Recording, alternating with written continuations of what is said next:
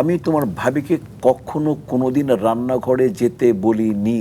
আচ্ছা। আমার চ্যালেঞ্জ ছিল, আল্লাহ আমাকে আপনি সাহায্য করেন, আল্লাহ আমি আমার বউকে রাজরানী বানিয়ে রাখবো। আর আমি আমার ওয়াইফকে বলেছি, পাকঘরে আমি তোমাকে এই ঘাম ঘুম দেখতে চাই না, তোমার দায়িত্ব হচ্ছে দুই ছেলেকে তুমি ভালো করে পড়াশোনা করবা, তুমি তোমার ক্যারিয়ারে ফোকাস করো।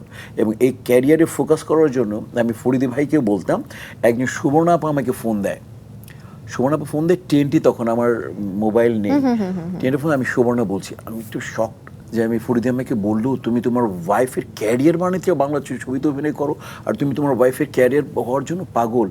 আমি খুব প্রশংসার দাবিদার তোমারই। সুবর্ণা আপা আমাকে ফোন দেয়। দারুণ দারুণ এই জন্য আমি আসলে, তোমার ভাবি এরকম রান্না করে না, কিন্তু আমেরিকা গেলে উনি রান্না করেন ওনার, বাট যেটাই করেন একটা সুন্দর একটা রূপ নিয়ে নেয়। আহামরি উনি কোনো আইটেম, ছেলেরা বলে উনি মাটন খুব ভালো রান্না করেন।